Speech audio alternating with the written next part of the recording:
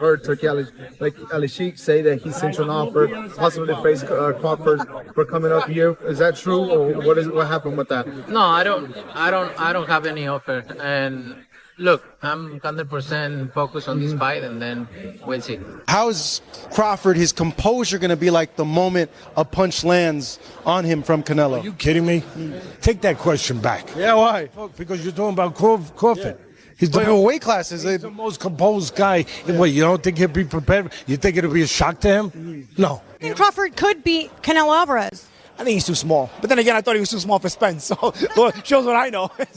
so I don't know. I think that's a lot of weight class jumping. But we'll see. It's a good talking point. I don't know that would really happen. I mean, listen, we've seen some strange things in boxing. Don't get me wrong, especially in the recent years. So I don't say never, but I don't know how seriously that's going to be taken. But I think when you're at a level, when you're coming off a big win like Crawford just did, anything you say reverberates through the. When it comes to a showdown between Canelo Alvarez and Terence Crawford, the debate ignites fierce opinions, but many believe that Alvarez holds the clear advantage in this clash as a four-division world champion, and the undisputed king of super middleweight Canelo brings a blend of power experience and elite-level competition that could overwhelm Crawford. While Crawford has recently proven his dominance at welterweight, stepping up to face someone as physically imposing and seasoned as Canelo at 168 pounds could present insurmountable challenges. Canelo's combination of explosive punching power, relentless pressure, and superior experience in higher weight classes might be too much for Crawford to handle. Here's a deeper dive into why Alvarez could dominate this matchup.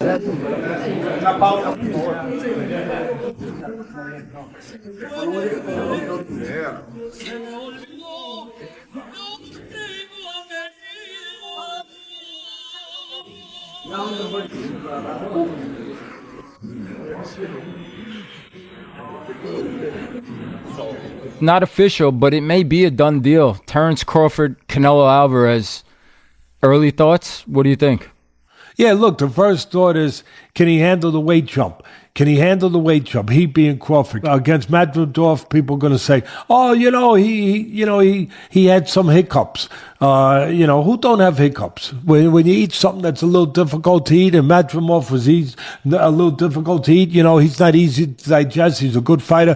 When you eat something that's a little tough to digest, you get hiccups, right? So come on, he's human. So he had a few hiccups. He won the fight. He's Terence Crawford. A lot of people say, "Oh, Teddy, you make him so good. You're always saying how great Crawford is." But who's he beating? He unified the. What was his first division? Lightweight. Then he unified the junior. Then he unified the junior welter. Then he unified the welter. I think I got the weight classes right. It doesn't matter. The highly anticipated fight between Canelo Alvarez and Terence Crawford will take place in September 2025 during Mexican Independence Day weekend. Canelo will defend his WBC, WBA, and WBO super middleweight titles against Crawford, who is making a bold move up from welterweight to 168 pounds. Crawford, known for his versatility and skill, faces a formidable challenge as he steps up in weight to take on Canelo, the undisputed champion. This clash promises to be one of the biggest boxing events of the year, with both fighters vying for supremacy in the super middleweight division. He went on the ring with Teddy Atlas. What's that mean? He said you're the most overrated Mexican champion in history. He said that Salvador Sanchez and boxeador mexicano. Más popular, pero sin causa. Sí. Fucking crazy, that guy. and you think he knows boxing? Fuck. Canelo Alvarez's advantages in a fight with Terence Crawford go beyond his sheer power. The Mexican superstar has spent years mastering his craft against some of the most dangerous fighters across multiple weight classes, from Gennady Golovkin to Sergey Kovalev. His ability to adapt to different styles, combined with his granite chin, makes him a nightmare for anyone stepping into the ring, especially someone moving up in weight like Crawford. Listen, Canelo needs to understand he's a different fighter now. The deterioration is there. He's not the same guy. He's not that destroyer who's looking for knockouts early and keeps a pace and a pressure on you. He throws 30 punches around. You're not the same guy. So telling everyone you're going to knock them out and then going into, 6 decisions in a row now? Scores a knockdown every time. Power's still there. The problem is the pace and the ability to carry on and push. That's the real difference, and that comes with age. He's 34 going on 45 at this, as far as I'm concerned. He's got a ton of fights, been around for a long time, doesn't have that same desire, the same drive to take the chances against these younger, bigger guys, because he is fighting younger, bigger guys.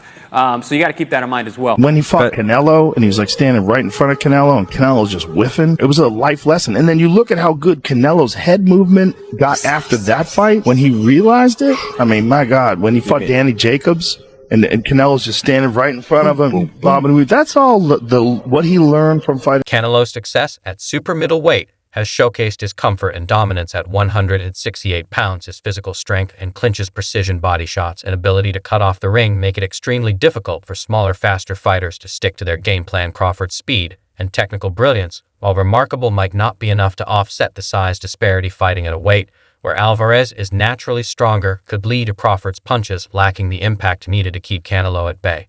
Es esta, fíjate. Pam, pam, pam, pam, pam, pam. Hun, hun, hun. Gancho. Hun, hun, hun. Digo. Hun, hun, hun. Eso. Hun, hun, hun. Eso.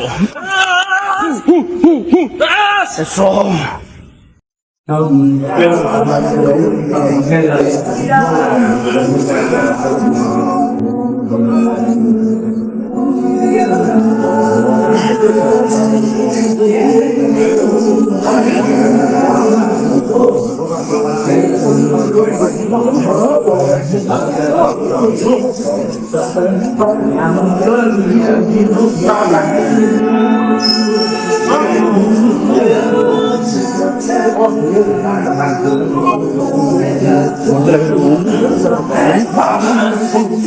Moreover, Canelo's vast experience in high-stack bouts gives him a mental edge. He's accustomed to the pressures of massive fights, pay-per-view main events, and facing fighters with a wide range of styles from slick boxers to heavy hitters. Crawford, while undefeated, has not faced anyone with a combination of skills, power, and ring IQ that Canelo possesses. Stepping up 2 weight classes to challenge someone of Alvarez's caliber might expose vulnerabilities Crawford has never had to deal with before. Can go crazy with Canelo. Oh, he's too big. He's a good night for Crawford. He's going to bed. All that stuff. Not so fast. Not so fast. Don't forget that the other guy is bringing something to the party too. And he's bringing the things that hopefully I just described to you guys in the best way I can. When it gets closer, we'll get more thorough with it. But right now, I think you know where I'm leaning. And I'll make it even clearer where I'm leaving. So there isn't a lot of suspense. I ain't going against Crawford. Okay? I do think he's that special guy. I think Canelo's special too. But I think Crawford's special in a little bit, even more so. Even more so. He hasn't learned how to lose yet. I think he does have those special ingredients that go beyond the physical genetics, the physical DNA. So that's it. Okay? Good. You don't like it? Too bad. I think that was a fair breakdown. I mean, listen, those ingredients you're touching on with the smaller man are the same ingredients you saw in Usyk. Abilities and ways to find a way to win. I'd like to know what the weight's at in this fight, but has that been figured out yet? Probably not, because that to me is a variable. That Crawford's dominance at welterweight is undeniable. His recent dismantling of Errol Spence Jr. cemented his legacy at 147 olds. Moving up to fight a natural super middleweight like Canelo is an entirely different challenge. Alvarez has been trading punches with fighters who naturally carry more power and durability, and he has proven time and time again that he thrives in these environments. The gap in experience, size, and strength could very well be the deciding factors in this fight. Canelo's ability to wear down opponents with calculated aggression and his devastating bodywork could spell disaster for Crawford, who has never faced such a physical challenge. Buddy, how's it going? Marcos Villegas for Fight Up TV, powered by Stage Front VIP. Being joined here with Teddy Atlas. Teddy, I got to get just right to it. Terence Crawford wanting to move up 3 weight classes to fight Canelo Alvarez. You as a trainer, what's your insight on that? And I don't know, would you advise a fighter to move up 3 weight classes to fight someone like Canelo? You got to remember, he's already moved up 3 weight classes. So now you're talking 6. if you add on 3. You know? Yeah, my math is different than yours, being that I've been in this business my whole life. So 6 is a lot. 6 weight classes. That's a lot. 3, you know, he had the skeleton for it. Does he have the skeleton to go up 6? I don't know that he does, but I know he's got this. I know he's got this. I know he's got the character, and I know he's got the mind. I know he has special gifts that very few fighters.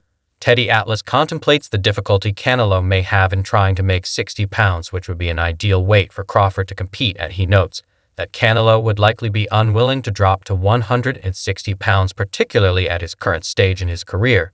Instead, Atlas speculates that the fight could potentially take place at a catch weight, such as 164 pounds, though he believes Canelo would be hesitant to agree to such terms given his established weight class dominance at 168 pounds. This issue of weight is central to Atlas's argument, as it could affect the fighters' abilities to execute their eyes and maximize their strengths. Atlas also discusses Crawford's versatility and how it might give an advantage against Canelo despite the size difference. I'm going with Terence Crawford. You know, big weight jump, a dangerous fight, but somebody's got to prove to me that they can break Terence Crawford's will and that he can't figure it out against you. You know, it ain't no disrespect toward Canelo, but I've said this the last couple of years. I'm not betting against Terence Crawford with nobody. You got to show. Analyzing a fight between Canelo Alvarez and Terence Crawford, the most glaring factor that stands out is the weight disparity. Canelo has been operating comfortably at 168 Albs, dominating fighters who are naturally bigger and stronger. Crawford, on the other hand, has spent the majority of his career at lightweight, junior welterweight, and welterweight. While Crawford is undoubtedly skilled and powerful for his size, moving up to face a seasoned super middleweight champion like Canelo would require him to overcome an immense physical disadvantage that could severely limit his ability to execute his usual game plan. Are you tired of people asking you about Terence yet?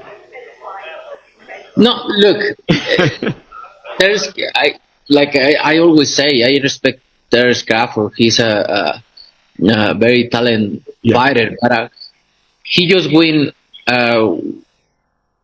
one big fight. If you see his record, he just beat one good fighter like Errol Spence is. Yes. But other than that, I don't think he's beating other great fighter like Spence. He did a really good job with the Spence. He did like almost look very easy. But I knew Terence Crawford is a great fighter. But you know, you never know. I mean, I can't really say nothing about that. If that's what he wants to do, then that's what he's going to do. Canelo is a man that he does anything he wants to do. I don't think really what people say affects him. But I feel like the people, they want to see David Benavidez versus Canelo Alvarez. It's the biggest fight to make happen, and I feel like I'm the biggest threat to him. Payday. I'm the face of boxing. Crawford wanted a payday, but Crawford didn't do good at 54. When I talk to people, they all tell me you would have knocked him out at 68. Well, he knows now. He experimented 154, and he knows. Maybe he do in 168 for a payday, for a big check. My last thing, Canelo, you just donated $70 million. You donated $70 million to build a center for kids with special needs in Mexico. Tell me about it. Why did you do that? I always try to help people. Why? And I don't like to respond this kind of thing because I don't like to put myself like I help. I help from the bottom of my heart. It was very nice. Enrique, Don Eduardo, las palabras de